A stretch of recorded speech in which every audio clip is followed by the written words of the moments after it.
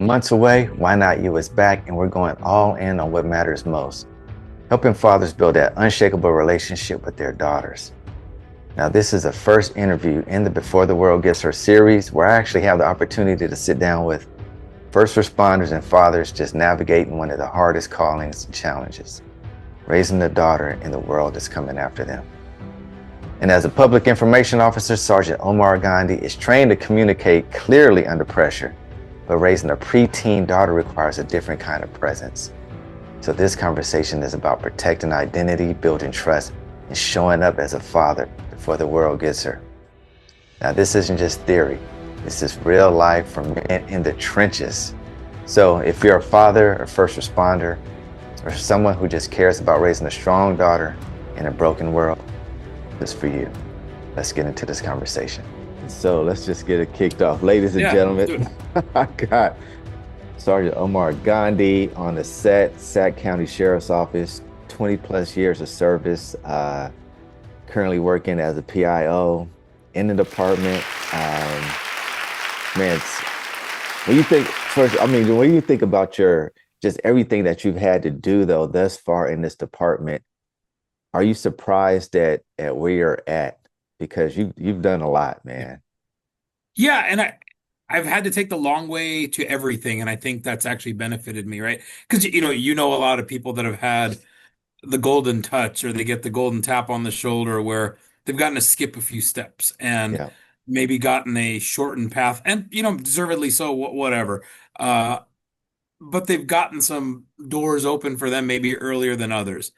I had never had that opportunity, so this is it's a new thing for me, but at the same time all of that was worth it to what it is now. So yeah, we all got stuck in the jail for a long time because of layoffs, because of contract cities getting rescinded. So things like that out of our control. Normally, if you get kept in jail for a long period of time against your will, it's mm-hmm. typically because you got in trouble or, some other factor. And you and I were in that boat where we were just stuck for a little Right, while. So we had the long way there. So when we got to patrol, it tasted different, right, right? Because that right. that whole time you're in the academy, the whole time you're in there, everybody's like, "Oh, I'm gonna work patrol. I'm gonna work patrol," and you take that for granted, and That's right. you're in the jail, and you figure it's gonna be a quick flash in the pan, and you go, and then you go to patrol, and and you're seeing it now. It's like, man, I've been in patrol for 2 years, and I'm ready. I'm like, oh, slow, savor it. Right. Man, like people spend a lot of time to get where you are right now. And you talk to some of these guys, if you're in patrol, there's 170 something people waiting in line to take your spot. That's right. If you're sitting in the jail, I've been here for 2 years. I'm like, get out of my face. I don't want to hear you. Because there's another 1,000 people that are waiting to go to the academy to take your spot.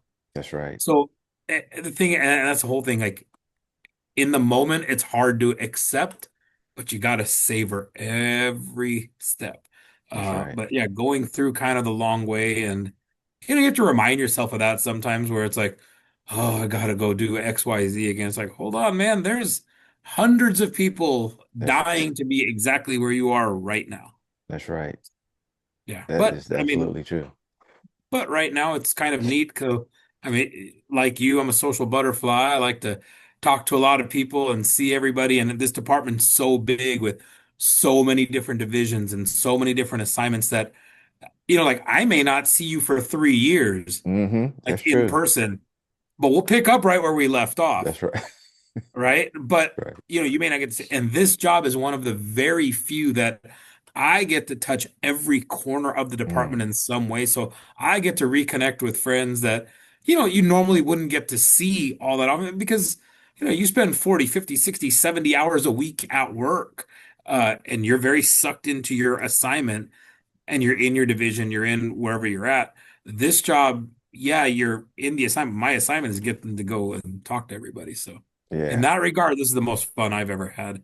That's And right. this is the last job in the world I ever wanted. That's the funny part about the thing. So That's so amazing though when you think about it, because you're absolutely right. Just when we talk about just that whole, the waiting period, from the jail to patrol to whatever other assignments that you actually want to go after. I mean, it's a process. It's a process, but that wait time is And it's kind of it's and I like think it's that prepping time. but I think it's always good to have an idea of what the next step is. Hmm. And but you've got people that are impatient. And I mean, we're old and we always say, oh, this generation. I'm like, man, that's been around from the dawn of time. Everybody's always looking, oh, what's the next step? How much longer do I have to do this before I get to do that? And Right. then when you get to that, you're looking at the next thing. And it's like, slow down, That's right. enjoy what you're doing, get really good at what you're doing. Yeah. Uh, there's only been one assignment in this whole 20 plus years Mm. that I didn't really love, and that was working at the jail, right? And Right. even that wasn't that bad, but every other assignment I've had, I've chosen. Like I've asked to go there. And another thing for young people listening, I've been told no 10 times more than I've been told yes. So I've been rejected for more jobs and rejected for more assignments than I've actually gotten. But Yeah. I tell my kids too all the time, and you tell them the same thing. It's just one of those uh, things don't always work out the way you want them to. They work out the way they're supposed to. That's right. So, and they do. And so far, so good. I mean, knock on wood, right? Yeah. Still That's standing, right. still sitting here talking to you. Life is good. And so, just when you look back at your childhood and how you were raised, because that's what we're really going to get into, just Yeah. like, just with parenting and our parenting daughters in our relationship with our daughters. But when you think about just the way that you were raised, I'm sure you actually see how things progress and how there's like just an evolvement, and we can't raise our kids how we were raised. It's just they're not built the same, and just like we're probably not built how our parents were, No, 100%. raised. And so it's just we have to adjust, and we have to pivot, and we have to make adjustments. But just But with during that that said, time, though, yeah, right, I don't want to condemn that either, right? right, We don't want to condemn the way they did it because they did it the way we're doing it and just the best they know how. exactly. Um, I come from two immigrant parents that both sacrificed, Mm, I mean, everything they could to get here and to give my brother and I the best possible life they could. And I mean, to this day, they still try. yeah, And they're 70 plus years old. And my wife, same thing, immigrant parents that came over here. And I mean, you hear it almost cliche, like, oh, they'll die for you. No, these people will die for you. mm, Um, but they're doing it the best way they know how. They saw a path to success that other people had taken, and they want the best for their kids, and you want the best for yours. Like we talk about struggle. right. The amount of struggle our parents went through, we'll never know, we'll never see, we'll never truly feel. We'll hear about it, we'll hear the stories, and we might have an understanding to some Hmm. degree. We'll never feel it, right? Right. Um, but they went through that to minimize that for us. They don't ever want that struggle for us. Hmm. And now we're in a for us, like my wife and I are in a much better spot than they ever were financially, spiritually, happiness wise, just Mm, work life, all of it. Like we're in a much better place than they ever were because of the opportunity they gave us. But at the same time, so we didn't have that struggle. right. Our kids have even less struggle than that. So we're talking Absolutely. about being Absolutely. built different and whatever. But would you say you are where you are? Because I can certainly say I would not be where I'm at without that upbringing from them. I mean, because they ruled with an iron fist. They Right. loved me, and still love me. And I mean, I talk to my parents every day, Hmm. uh, but they rule with a dang iron fist. Right. And it's whatever their opinion is, they're gonna tell you, good, bad, or ugly. If you wear an ugly shirt, they're gonna tell you that's an ugly shirt. They're not gonna, tell me nicely and, tell me softly. They're gonna tell you that's an Hmm. ugly shirt. You shouldn't be wearing that outside anywhere. I don't Right. even know why you bought it. You can tell me. Um, but kind of transitioning. So when Mm. I grew up, it was just my brother and I. Hmm. The only female I'd lived with ever in my life was my mom. Then I got married and I got this other woman I'm taking orders from. So And I've got my wife who have been married going on 18 years this January, 19 years this January. So 19 years this January, right? Um, but we had two boys, and I'm like, well, this is the path for me. I got Right. two boys, and you rule boys the way you were raised, like iron Right. fist and like be tough and rah rah rah rah rah, which is good. We need that masculinity. We need that Hmm. leadership instilled into them, and we need them to take charge. And then this little girl came along because my wife said, "I'm not done. We're having a third." That's It's like right. I'm having a daughter. I can do it with you or somebody else. I'm having a daughter. So, uh, Oh and man. that girl changed everything, Wow. turned everything on its head in the best of ways. So, in Indian culture and in Hindu culture, we have it's kind of the goddess of prosperity and wealth, and her name is Lakshmi. So when a girl comes into your home, that's kind of when your home is fully complete. And it brings in all kinds of luck and all kinds of prosperity and all kinds of wealth. What they don't tell you, it also comes with a lot of bills. So, Right. That's right.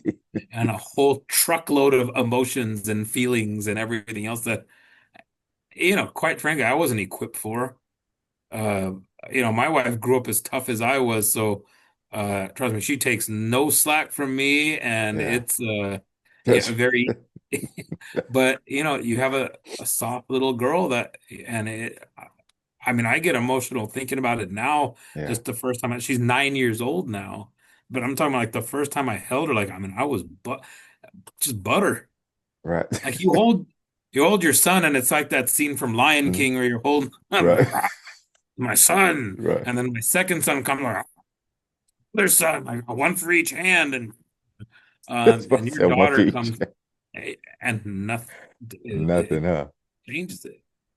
And so when you think about like just how how you were parented into to now, when you think about how you're actually parenting, was there a lot of like just love expressed or being able to express how you felt without being condemned? Because you talked about being raised like kind of with that iron fist, right? And so, So I'll tell you, like, we talk about the struggles our parents went through. hmm My parents were raised rough. Like my dad had a rough upbringing. His mom died when he was, 13 years old and was almost left to fend for himself. But he made it, and he made it yeah, here. He and my mom, as much as I'm talking trash about them ruling an iron fist, they told us how much they loved us. We never had to question their loyalty and hmm dedication to us. Um, they live the way we try to live in the yeah, sense of we are living for our kids. got it. Every decision we make, every turn we take, everything we do, our kids are in that decision, in that mind is how and will this benefit our children? And if it doesn't, why are we doing it? What is the purpose? And we don't have millions of dollars. My parents don't have millions of dollars, but we're not wealthy like that. We'll never struggle to eat. We'll live in a warm home, Yeah, and we'll drive a car that won't break down. That's the measure of that success. Like I'm not trying to leave a billion-dollar empire behind, but every decision we make, have we and are we building a road for their continued success when we're gone? yeah. And like my wife is 10 times smarter than I'll ever be, graduated from Berkeley, has her doctorate, but just always overall smarter, right? And just a better human being than I'll ever be. But um, and she's far more aware of these things than I am. hmm Uh, and I think maybe it's the male thing, maybe it's a female thing. Yeah, and there's a lot to it we can get into later, but it's just Yeah, one of those. You, she fills the gaps that I have, and I think I try to fill the gaps that she has. right. And so you said something that kind of made me think about legacy, like doing things for your kids and passing things down. Because I know a lot of times when people think about legacy, they just think about finances. Um, but it's also we think about like mindset, skill set, teaching them different things to that they can actually now implement in their own daily lives. And now, because one day they're going to get married, hopefully, right? And so, how you actually impact them now can actually affect how they operate and think. Well, we talk about So, wealth, and I mean, is that a part of it? Absolutely. But right. the standard of living, right? Like for us, I didn't get name brand shoes till I was 16 years old and had a job. Right? Man, you sound like me. These kids have, right? You know what I mean? Like I had Pro Wings and Attack Force from Payless Right. Shoe Stores, and getting into fights all the time. 'Cause I was born in New Jersey and grew up in Stockton, California. Like you had clown shoes, you were getting clowned on, and if you didn't fight back, like you were gonna be perpetually bullied, right? And you had to Right. fight back. But our kids, came out of the womb in Jordans, like so they don't know that struggle at all. Even if I've got to struggle on bills, I'm gonna make sure they're fitted and doing all that stuff. But that's not a me thing. That's how my wife kind of brought that in. Like, Yeah. listen, and because she grew up the same way I did, Uh-huh. right? She grew up not wealthy, hardworking parents, but we didn't have a lot like that. But it's just an elevated standard of living going, hey, you have this, you deserve this, and it only gets better from here. Right. And your goal, however that goal is achieved within the morals and ethics and everything else we've instilled in you, that standard of living goes up. But Mm-hmm. that's the wealth part of it. But more important, I think, and like I said, knowing you, you know this, it's instilling the morals that we all abide by. Is religion a part of it? Sure, religion's a part, but Right. religion's not the core thing of it. Mm. My brother, for instance, we were both brought up in the same house. I married a Hindu girl by accident. I didn't know she was Hindu, but God bless it, worked out. My brother just married a Catholic girl. Uh, Um, so the religion aspect, it's a big thing, but it's not everything. It's the the moral compass. You guys have to be aligned in core values. And with your daughter, like with the boys, it's a little different, right? Because what do we tell the boys? You got to be in charge. Everything falls on you. yeah. Well, you're having a tough day, tough for you. Like get Right. over it. Go out there and go make it happen. Like, your job isn't to be emotional. Your job is to go figure it out. That's You know, right. you're gonna have rough days and you're gonna have people to lean on, but ultimately no one's driving the ship for you. You're the captain, go. That's right. Um, but at the same time with the daughter, I doesn't mean you just sit like a docile passenger in this ship. Mm. You can captain this ship too, and you're in charge of that. Have someone alongside you that is capable. Right That's now, if she yeah. goes on to become a billionaire tech CEO Yeah. and she falls in love with a teacher, all right, that's fine. Make sure what do we talk about in the shares? Mission, vision, values. Right. Uh, but make sure those mission, vision, values are in line, that you're getting what you want out of your not just relationship, but your life. And we tell our kids all the time, love is fine, but love don't pay the bills. That's right. Uh, That is so true, and, right? but it's a big part of it. And I can tell you right now, uh, in my entire time being married, my wife and I primarily fight about one thing, and it's money, right? Right. All the time. I want to save it, she wants to spend it. So that's kind of what but at the same time though, thank God she's there, Mm-hmm. because otherwise we would never have elevated our standard of living, quality of life. Yeah. Um, Going back to kind of what you're talking about is upbringing, Mm-hmm. we're kind of stuck in that, you know, feast or famine kind of mindset in some degree. Right. Whereas my wife's like, listen, you can go buy those shoes and wear them. Like we can go to this place on vacation. We talk about our daughters. I want to show her everything now. Give her everything now. Not, yes, we're dads and we want to Right. spoil them and make them our princess. And that's 99.9% yes, Right. that's our selfish motive.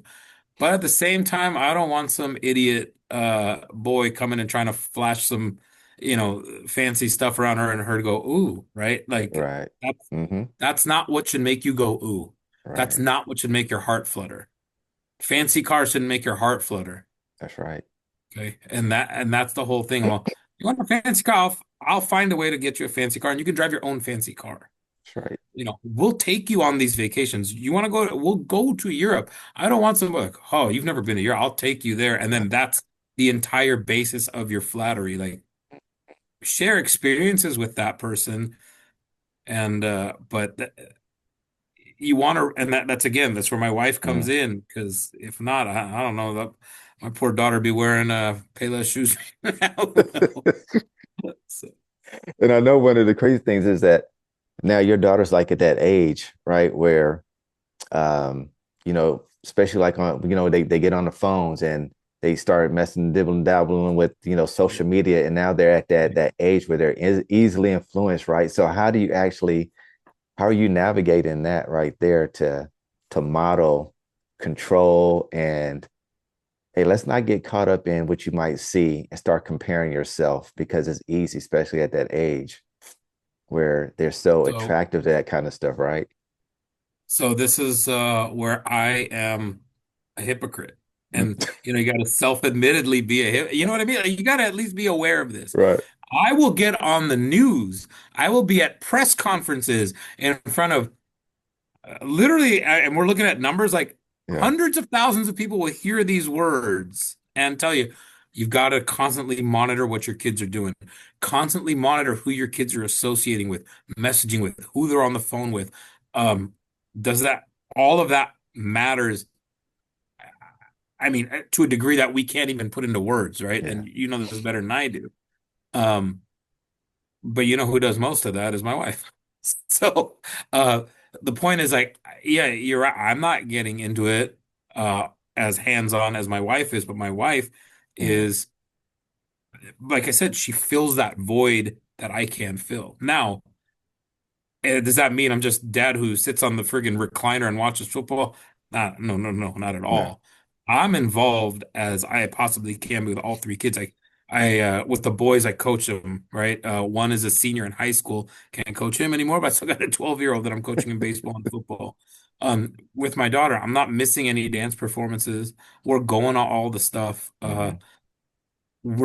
I'm making sure taking her to practice, taking her to school, all of that stuff. Like I'm involved with. Right. But who's the primary driver on that is household commander, my wife on it. But Mm. every night, she's 9 years old. I still put her to sleep every night. That's right. So I took her Man, in that's every night, and huge. she won't sleep until I do. That is But huge, dude. there's and actually, it's a funny story. In anticipation of this, I was telling my wife I was coming on with you Mm. today, and I'm like, talking about the emphasis of being on our daughters. I'm like, there's gonna come a time. And I'm not ready for it when she tells me, I don't need you to put me to sleep anymore. Wow. I'm gonna cry. Yeah. I'm gonna cry like a baby Yeah. when that night comes. And I'm gonna walk out, yeah, that's fine. It's good. I'm glad. Good. Yep. Good. Good. I'm glad. Yeah. And I'm That's gonna go right. back and whimper like a small child. Wow. But Mm. there's that special bond you have with that girl that and it's not greater, not Mm. worse, not more, not less. It's different. And That's I right. see that between the boys and the girl. Like I have one that's literally Mm. leaving the house here in 6 months, right? And that's Yeah. what you've prepared for. That's That's it. what you've done your whole life. You've prepared for this moment in 6 months when, you know, that boy's got, bass in his voice and telling you like, all right, I'm going off to see the world or, That's right. going to college and doing all that stuff. And my wife, is already a mess thinking about all this stuff. Uh, but it's a different thing because for me, I'm like, yeah, good, right? Time to Go fly, for it. bird. Like, Yeah. go. This is what I've been training you for. This is what Right. uh you watch that so I'm a New York Giants fan. There's an old Bill Parcells video clip when he's yelling at his lineman going, this is what we do all them push-ups for. This is what we Right. do all that, right?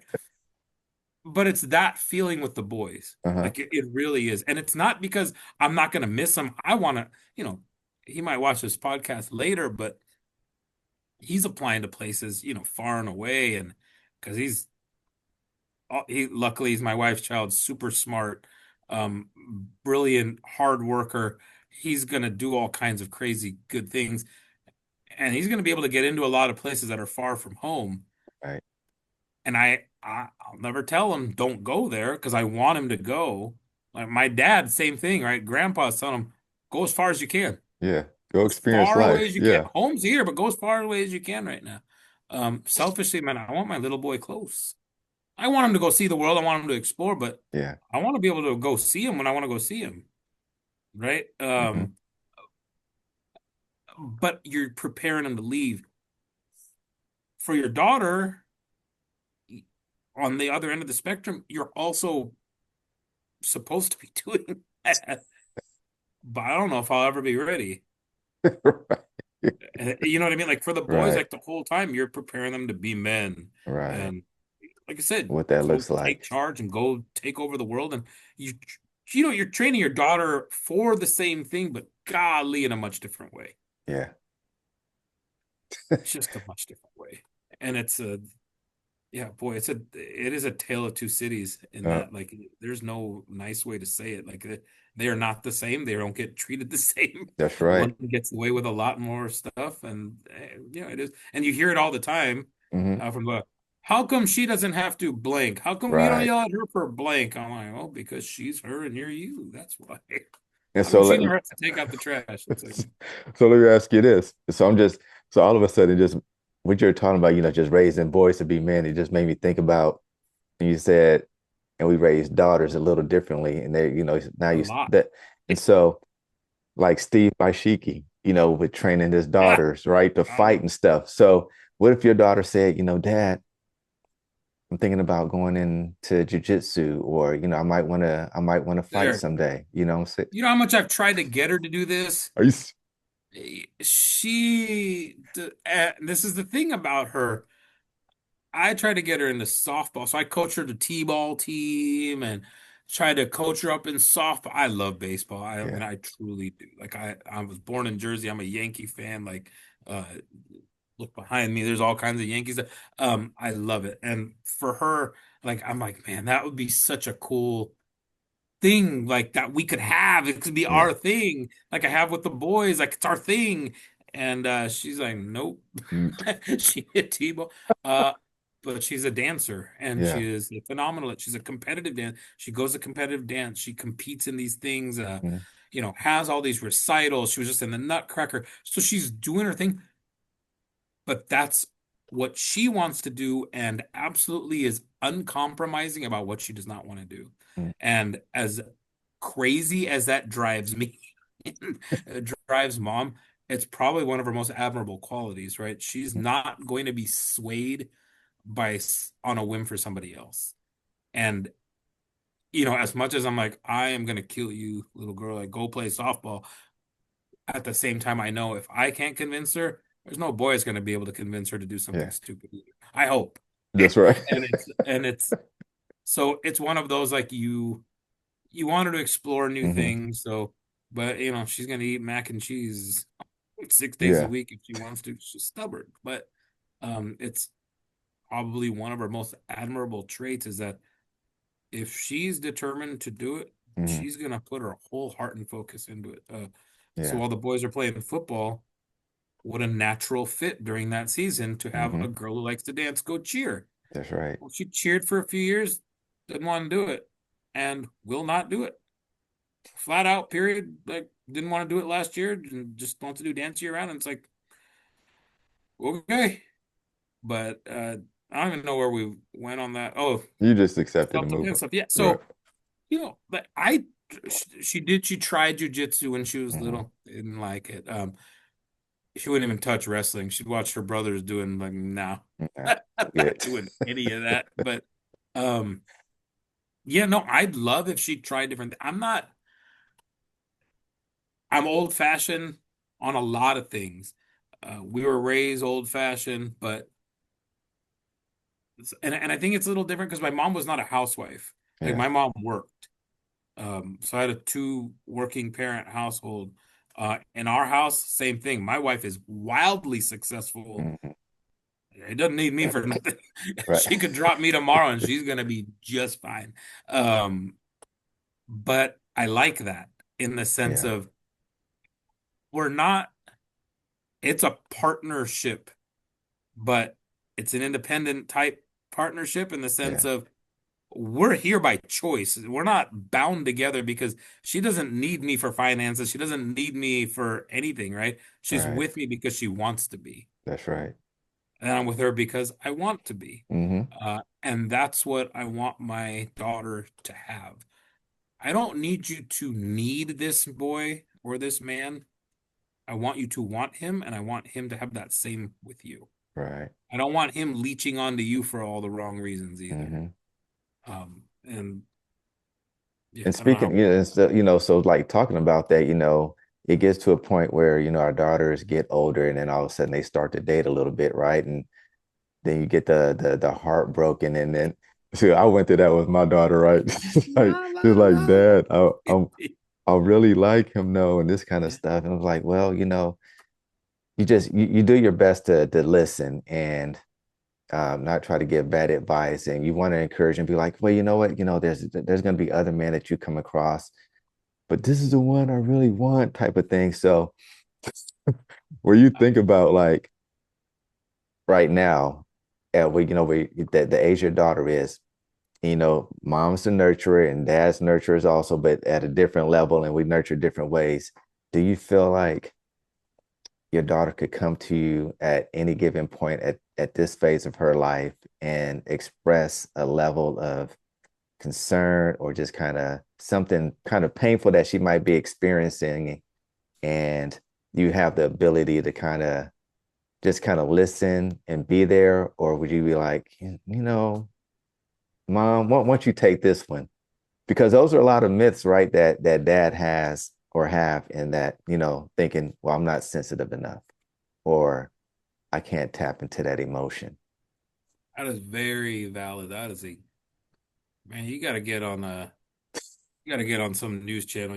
That's a great question. I get asked a lot of questions. That's a great one. I'd like to think I'd like to think I am, Hmm. right? She's 9 years old, so Right. I hear about the little boy crushes that are there, and this boy is cute, and I'm just like, biting my thumb, just going, yeah, yeah, yeah, yeah, yeah, yeah, no, that's nice. Okay, all right. Oh man. But at the same time, we're protectors, Right. and we were also boys, so we also know motives. We also know how boys' minds work. Hmm. So. It's very easy for us to stand here and puff our chests out and go like, "Ain't no boy good enough," and da da da da da, and I'll be honest with you, when I had that girl come out in my hands, um, that's your first thought, like, Right. nobody mine, and my wife is Oh one of, my. she again, I keep crediting her, but I worry about my kids if she was not around. But she's the one that's, just like, hey, the harder you try to be and Hmm. the harder you squeeze, the more she is going to rebel and hide from you. Yeah. And I'm like, you're 1,000% right, but God, this is hard. And Right. the thing is, like, like if someone were to put a hand on her, like, oh, Right. I'd change uniforms real quick into orange, right? Like, I mean, we say that all the time, but it's like, you know better than anybody. Like, yeah, I'm capable of really, really bad things Yeah. if someone were to hurt her. Um, and that's your mindset all the time. And you've got to, hey man, put that down. Listen to this stupid boys, about how cute this boy is and Right. how good he plays soccer, and you're just now with that said, like as much as the nurturer my wife is, my wife's also the disciplinarian when it comes to her. I'll be straight up with you. Like Yeah. with the boys, like yeah, you can hit them in the butt, you can do whatever you got to do, and you know, not child abuse. We are not condoning any of that Right. here on the podcast or anywhere else. Um, but there's punishment that you can give boys that I physically cannot give my girl at all. Right. Like, in all honesty, if I were to flick her on her arm, that girl would and has, Yeah. I mean, just collapse like hit her with a baseball bat. And it's like one of those things that it's just a different relationship where Hmm. uh, everything is more sensitive. It That's hurts right. more, not physically, but Mm. the fact that you would flick me, Right. me, your daughter, you would Right. flick me. Um, and because she and I will yell at each other all the time, and the boys are looking at me like, "Are you? Are we watching this?" Because like if our voice got just a little increase in volume, like there's Uh-huh. some violence happening right now, and but it's just a different relationship where, I mean, like I said, my daughter will tell me all kinds of crazy stuff because Yeah. picking her up from school, dropping her off, and everything else. Um, but sometimes I'll tell my mom, like, you gotta go deal with that because I was like, Right. there's, I am physically out of options that I can physically do to this child right You see? now. Uh, but because I mean, like I said, she's very opinionated, Hmm. and she's very open on sharing those opinions with me. You know, we know her friends come over, you meet the friends' dads, and obviously we're like this with all of our kids. It's Yeah. hey, I want to go to XYZ's house.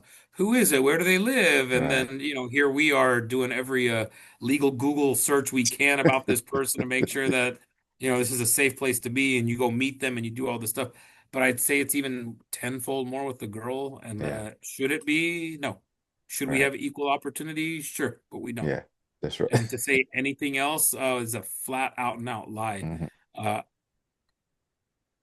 I will protect my all three of my children with my life. My wife would 100%, right?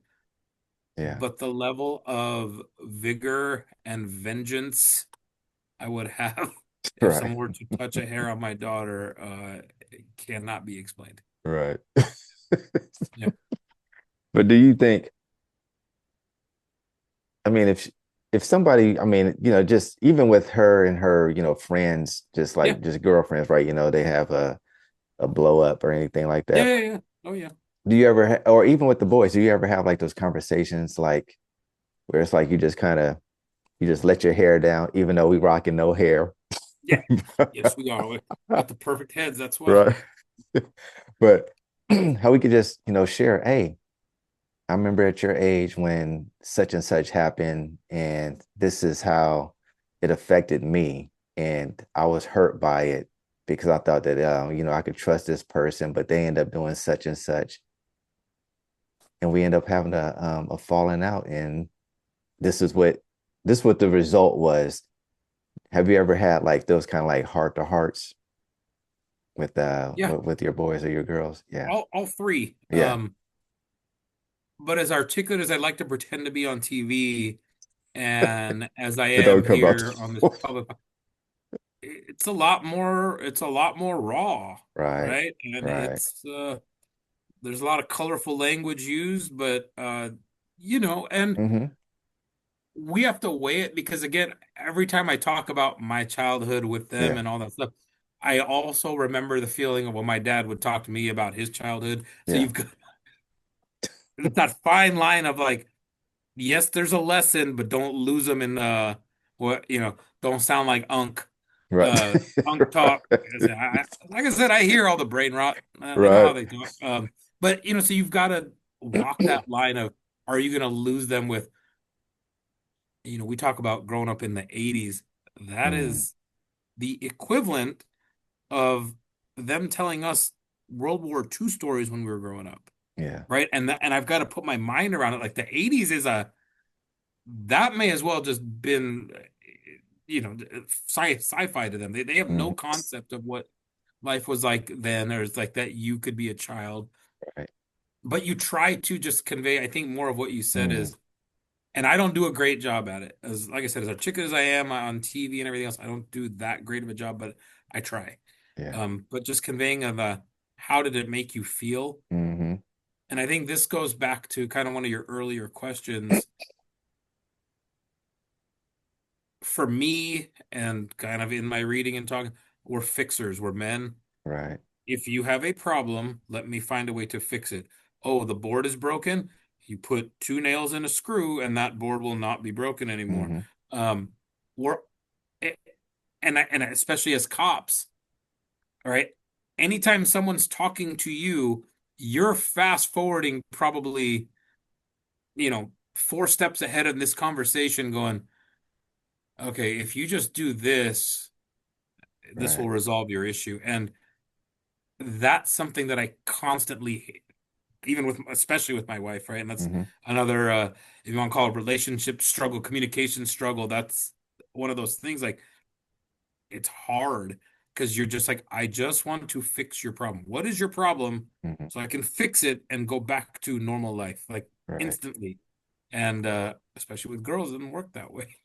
And sometimes just having to listen to the whole, all right, A and B were fighting, and then you were sitting with C, and then C got involved, and then you got involved to try to help A and B, but now A, B, and C are all fighting, and they're all mad at you for not Hmm. getting in the way. And I'm like, hold on. And before you heard the second or third part of this 20-minute story, you already figured out what happened. And our cop brain, because again, we work patrol, and we're like, hey man, there's 4 calls stacked right now. Hold on. You shut up, you sit here. You shut up, you sit here. You're going to jail, and let's go. All right, everybody's good. All right, let's go. That's our instant mindset where we just gotta go, like, hold on. We just gotta let this 20-minute conversation play out. Right. Let She doesn't give a poop what you have to say. She doesn't care about the solution. The situation's already resolved. They're already talking again. Nobody cares. But she needed you to just listen for 20 straight minutes. And this thing's going off. And then somebody's calling you for this, and it's a text message, and then now you got this alert on your watch, and you're thirsty, you're hungry, and you got to pee. Whatever. That's probably the hardest part of Mm. the whole thing. And with the boys, like I Mm. said, it was just much easier to be like, fix the problem. Here's how you do it. And then for the boys, for the most part, they went, all right, yeah, let's go fix. That's it. Punch him in the face. Got it. Right. Like Right. Right. that. That's it. Like, that's the easy solution. But with the girl, it's painstakingly hard. It is, isn't it? And and like this job hasn't helped in that regard because that phone and thing is always constantly going. I'm on call 24 hours a day. Hmm. Um, so you want to be there, and my wife will, remind me, there's like, you're physically here, but you are not present. And it's like, Right. you're right, but at the same time, this is the job. And I think part of it is this Indian thing where Mm. for us, like the job means a lot. Like it's a very important part. I don't want to say identity, but our Yeah. duty. Like Right. our duty in our job is very important. And we try to instill that in our kids, but at what cost? Right. And that's something like you can tangibly see that this is costing me on this end. Hmm. Like I can physically see the sacrifice I'm losing on this front, on this issue or whatever. Right. Like this kid needs me to be here right now. I physically can't be because I have to do XYZ. Hmm. Saturday was an example, just, one thing. Like my daughter had a dance recital, my son had a wrestling meet. I had a whole bunch of stuff here at work on a Saturday that I could not miss. How do you be in 3 places at once? Right. Something's got to give. But at the same time, on ours, work is first, but at what cost? Right. Eh, So, but that's, yeah. and it's almost like an everyday thing, right? Right. And I know that, there's stats out there. I think I'm about to mess it up. But I believe it's somewhere between 73, 75, some I think believe it's in the 70s, but it's a pretty high percentage where a lot of first responders they say that family is the number one priority. But then when you think about how much time that they're actually allocating to family and just being present, kind of like what your wife was just talking about. All right, you're here, but mentally you're somewhere else. So it's like you might as well be gone, but we need you here just because you're on your off day. So I just need you to be present. I need you to be focused. I need you to take some of the slack off of me a little bit and help help the boys or help the young girl. You know what I'm saying? But 1000%. you know, And I fail at that. I yeah, mean, that's a constant failure. There's no nice way to say it. That's a constant failure on my yeah, part. And and that, thank God my wife is who she is and gets it. And like, especially in this position's probably put that more at the forefront than others. When you worked at the jail, you work patrol. Quite frankly, when it's over, it's over. And right, I'm really good, and I think it's a mental disease or something, but I can compartmentalize, forget, and throw away real quick. yeah, Uh, maybe to the detriment of when my wife's like, "Don't you remember I told you this?" I'm like, "Nope, yeah, I pruned that and it was gone." So stuff happens at work, all kinds of crazy, tragic events you see, feel, hear, smell. I can cut that out and I will forget it. I mean, mm, by the time I get home, I'll have forgotten what I just did, wow, which is really cool hmm, for some jobs. But for this one, it's constantly like, all right, we're working on this content or this project or right, this interview's coming up or hey, this reporter just called and hey, I have practice, hey, we have baseball practice at 5. I just got home at 4:30. I'm gonna change, but I'm only gonna change the bottom half. I'm gonna meet the reporter at practice at 4:45. We're gonna knock out this interview, and then I'm gonna do practice. Oh, and then at 5:30, somebody got shot. So now I've got this going on. So, sometimes it's that, and that's a regular day. That is a normal day in my house. Um, but it's always a juggle. The kids suffer 100%, but they are, and I mean, it's complimentary to my kids. They get it. They roll with it. Like the phone rings, I'll just seriously put up a hand. All the volume go down. Everybody's like, "Nope." I'll get through like, okay, okay, okay, okay, boop, boop, and then done. So yeah, they are aware of the job. The novelty of, oh, dad's on TV, that wore off in about a day and a half. yeah, So, right, like, it's not like they're going around, like we wake up in the morning going, mm, how great I am, right? right, It's like your kids just see you as dad, man. They don't care. It's neat, yeah, right? It's just a neat conversation piece, but quite frankly, that's not what they need. And but they also need other things. They need to buy hmm, stuff. They need to pay for college applications. They need right, to pay for college. Wrestling tournament fees, dance, so all that stuff. So they understand like the stuff we like costs money, and right, dad goes to work, mom's got work. hmm, We don't have, mom staying at home cooking 3 meals a day and, dad coming home whenever. So we don't have that. But at the right, same time, there's a trade-off. And I think they're understanding of that. hmm, And I think as a dad, even as a mom and everything else, you feel that guilt. Of course you right, do, right? You're right, doing the best you can, and trying to give them everything you possibly could that you didn't have. Just that you like didn't our have, parents did too, right? right, It's like, oh, yeah, you have Payless shoes, but you have shoes, right? yeah, And that's a real thing. It's like hey, hmm, they didn't have shoes at times. It's like, okay, yeah, all right, concept, grasped right. here. So let me ask you this. I mean, based off of that, and you said that they see you, they understand, and you put the hand up, and they're like, you know what, we need to keep it down for a minute. But just the work habit that you actually have, do you think it gets to a point when especially when you start thinking about modeling, right? Even if it's just modeling your relationship to your wife and how you interact with her, your daughter sees it, the boy sees it, and they look at that as an example. Now you have the work, and work is demanding. Do you think that they'll actually embrace that habit, that characteristic, or that mindset that even though I have a family down the road, look, work is work is a priority. And But so, here's the thing, you can't have one without the other. And I right. think so. My mom, Hmm. she would tell me this all the time. Um, And I'm like, man, I don't want to go to school or whatever. Like, it was like, no money, no honey. So, uh, it's, and it's that Indian mindset where, like you got to go earn money, you got to go do all that. But we like to do stuff. I don't have millions of dollars, Hmm. right? But we can take our family on a vacation once a year. Um, they can wear cool kid shoes. They're not buying $500 pairs of shoes, Right. but they can have name brand shoes and like, little things for us that, whatever. But Hmm.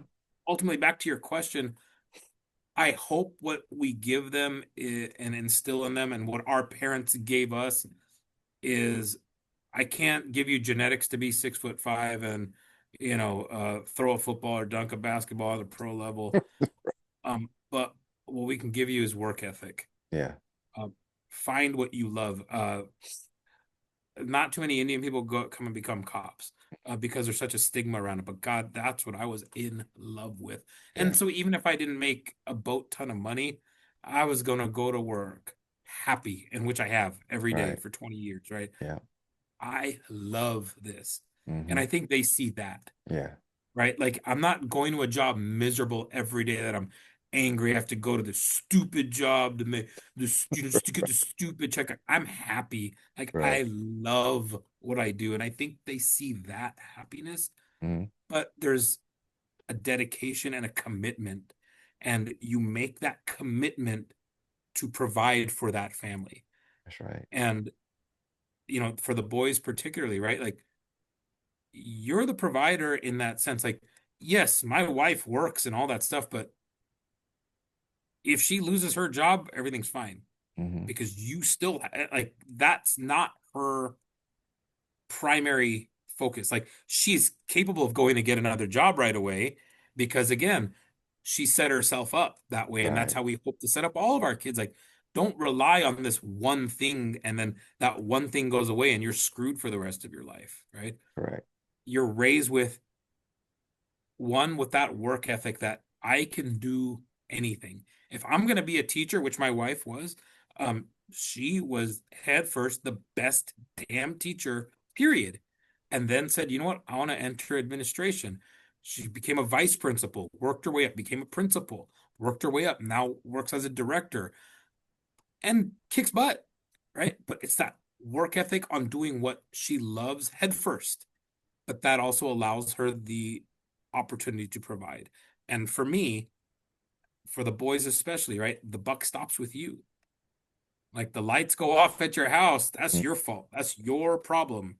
Kids aren't getting food, that's your It's your problem. Like problem. you got to figure that out. Um, and for the daughter, right? You've got to be able to step up and fill that gap. What if your husband loses his job? Are you able to help and supplement? Are you able to take charge and lead until he can get back up? Because could that happens to people every day, right? Does. You don't want to raise someone that is incapable. Um, so I just hope, and then more, just as important as that work ethic is the moral compass, right? We're raising kids to do the right thing the right way. Like I said, whether you want to become a tech billionaire CEO, great. You check the box off about being able to provide, but are you doing it morally, ethically, and in a way that you can be proud of? Um, tell people all the time. We tell kids in the academy right now, right? Uh, whatever you're doing, if we were to show a video of this to your mom, would she approve? Right? If the answer is no, are you sure you should be doing this? And that's kind of the same thing with all of these kids. Like they're gonna make mistakes along the way for sure. Tell us Right. about it. Let us help you. Right. Um, but you got to own those mistakes Right. and learn from them. But that moral compass has to be pointed north all the time. You're gonna stray off sometimes. Something's gonna happen, right? Get back on course. Yeah. Or if you are straying, you better know still which way north is, right? Don't Hmm. get too far off course. You get Yeah. yourself there. And you said Hopefully you stay something. on that path, but I mean, we're human Yeah. and And we you do said dumb some. stuff. You said something huge too. And that was just being able to recognize it and saying something and acknowledging it, right? And so, we just talk about like our profession, I mean, you got some good ones, you got some bad ones in Yeah, everything. But at the same time, it's all about the self-respect, respect the work, respect the values, and have a mission. And maybe like just your own personal mantra that you live by. Uh, and so like, with your boys, your girl, are you teaching them to actually have a voice, where they know who they are. They're not gonna allow somebody else to overstep their boundaries and all of a sudden they're compromising their values because of this outside influence, you know? that is the one, like I said, I think kind of earlier what we were talking about drives you the craziest, but also gives you the most faith in their, ability to survive without you. Because that's Hmm. what you're ultimately training them for, right? You're going to be Right. gone. I don't want you to rely on mommy and daddy for everything. Like, you got to be able to forge your own path. Hmm. But they have their voice. Um, if they have an opinion, they're going to share it. Right. But, and it's like anything, and it's something you learn within the hierarchy of a home Hmm. that you can hopefully translate into a workplace, right? Have an opinion, know how to convey it. Don't stress if your opinion strays from, leadership, whether your opinion is different from mom and dad. You have Yeah. your opinion, but ultimately, whose decision is it? It's gonna, in this hierarchical system, it's gonna Mm. be your parents' decision. When That's right. you are king of your house, doesn't matter what mom and dad say, they're on the outside. They're going to give you advice. So I still have my voice. My Hmm. parents, trust me, my parents will still tell me that. Why'd you wear that ugly shirt on TV? You know, they'll tell me right now. They'll call me in the middle of the dang interview if they see it live. Like no shame. Yeah. But again, it's with the best of intentions in mind, right? It's that's what they know, and it's the same thing with us. But you take that into a workplace. I'll bring this in right now with Jim Cooper, the sheriff. Uh, that man is one of the most accomplished human beings you will ever come across. Right. Right? You look at that guy's resume and you're like, that's one lifetime. Like, yeah, I mean, he's done a lot.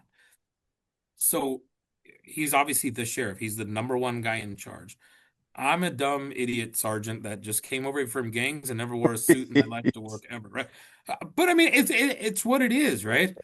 But if we're in a room and you're in a room with the sheriff. You have Under Sheriff Mike Ziegler, same thing, just one of the most brilliant minds you'll ever come across ever. If you get a chance to pick his brain, holy crap, you're gonna leave feeling so dumb, just going like, God, there are people that smart. Like as smart as we think we are, you're like, golly, okay, he's on a different stratosphere. But Yeah. you're in a room with that caliber of individual, and there's an issue that's brought up, they'll take your opinion, even if your opinion strays from them, right? Not being scared to go like, I don't think this is the best course of action, or maybe if we did it this way, they'll ultimately the decision is theirs, right? And Hmm. understanding that, hey, give your opinion in a respectful way. It doesn't always have to agree. You could be completely diametrically opposed to what Right. they're doing. Share that. But if their course of action isn't the way you want it, be able to move forward as a family, be Hmm. able to move forward as an organization, whatever, on a unified front, Yep. right? Going like, okay, hey, that's the decision. Ultimately, maybe that's probably the right way now, right? You find that out later. Maybe there's some wisdom behind why That's they right. didn't take your dumb opinion. Right. Um, or maybe they go like, hey, you know what? Maybe we'll try that way now. And maybe you get your way later. But being able to kind of navigate and understand that, uh, I'll be honest with you, Cooper is one of the best examples I've seen of that. Maybe the best example I've ever seen of that professionally ever. Mm. And maybe I've just never seen it that way. Where I'll give you a quote from him when I first started. He'd be like, "Listen, I got one vote, you got zero, but go ahead and tell me what you got to say." But it was but it embodies kind of that relationship, right? Like Yeah. I want to hear what you have to say because I value what you're saying, but ultimately it's my decision. And the family dynamic is the same thing.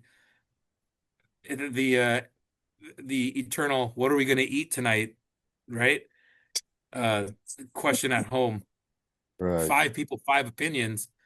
You might want filet mignon tonight. However, mom and dad are going like, we're having spaghetti. Sorry, that's just gonna be what it is. Yeah. But we heard your opinion, and then maybe in 3 weeks, there's you know what? Hey, let's go have some filet mignon. Like, oh, Right. okay. I got it. A little delayed gratification, but you kind of learn like, no, I still want filet mignon, man. I'll eat the spaghetti. I get it. Hmm. I get it. I'm not gonna get a $30 My steak tonight. man. I Right. get it. But at the same time, it's like, all right, my opinion was heard. I didn't get my way. How do you cope with that? Because if every night it's like, I want filet mignon, I want spaghetti, and I want Chinese food, and you got four different meals going, like, what are you raising? That's right, And huh? and that's a very obviously kind of a practical, pragmatic example, but you can apply that anywhere. You And I sure think, can. eh, but there, you know who mommy is and you know who daddy is. Just better now, you better know. Right. So yeah, Oh, that is great. That is great. yeah, Well, man, before I let you go, bro, before I yeah. let you go, man, is there is there anything that you could just kind of share with dads who have the daughters? If there's one thing I could change or implement into making an impact on my daughter's life, this would be it. Understand that you don't understand. You're not a girl. You didn't grow up with the stuff they're going through. Mm, Um, it was very easy in school. Someone made fun of you as a boy. You made fun of them back. Maybe you fought and then you guys became friends, or you just became enemies forever. And that was just kind of like that's just what it was. That's how you just dealt with it. Um, it's a whole different dynamic for girls. Like, I mean, again, my daughter's 9, so I'm not seeing all the teenage drama all the way just yet. I don't have the yeah, social media drama, impacting our life just yet. But all that stuff is processed so much differently than we ever had to deal with. I'm 45, so I didn't have social media as a kid or as a teenager, but all of these guys, they were born into it. Like, this is how they communicate. So just understand that you don't understand, and it's still hard for me. Easy yeah, for me to preach right now and yeah, tell you this is the best advice, gentlemen. Like, be ready and take it. Like, it's something like it's not even remind myself. I have to get reminded from people smarter than me, my wife, that yeah. hey, things are different now. It's and everything's different. Not just the times are different, but you're not a girl. Right. Um, they go through and process and I mean, I know it sounds simple, right? Mhm. But in that moment, like, you just want to grab your daughter and go like, friggin' relax. It's not that big of a deal. Yeah. But that's the biggest deal they have. There is a podcast I can't remember who I heard this from, but the worst thing someone's ever gone through is the worst thing they've ever gone through. Right. And it sounds like, well, what do you mean? It's like, maybe you had to witness something horrific, like with a family member or whatever, and that's the worst thing you've ever gone through. But for this person, they didn't get the brand of shoes they wanted for Christmas, and that's the worst thing they've ever gone through. Yeah. For me, it's like, what are you crying about? But that is their biggest crisis they've ever had to deal with. So understand that you just don't understand. Right. Um, That is so and good. be willing to kind of adapt from that. That's Yeah. probably the biggest piece of advice. That is so good. That is so good, man. There's my nugget. Coin it. I stole it from somebody else, but coin it as mine, and life is That's good. right. Well, man, I appreciate you coming on, bro. That was Man, so I good. love you, man. I'm Yeah. glad you're doing this. This is good, and this was fun. Like, I'm Yeah. just glad I'm not talking about blood, guts, and murder today. That's So right. this is good. This is a great. Yeah, I love what you're doing. We got to Thanks. get. Yeah, I just want to thank Sergeant Omar Gandhi for taking the time to come on and be real, not just as a sergeant and public information officer, but as a husband, a father. I mean, that kind of honesty and leadership matters. And I truly appreciate you, my bro. Now, at the end of the day, listen, the badge comes off, the uniform gets hung up, and the role that matters most is still waiting at home, your daughter. She doesn't need you to be perfect, she just needs you to be present. So if this conversation resonated with you, please do me a favor, subscribe, share this with another father, and stay connected, because long before the world ever gets a voice in her life, yours does. Come on. So let's go, Dad. Why not you be the best version of yourself before that world gets your daughter?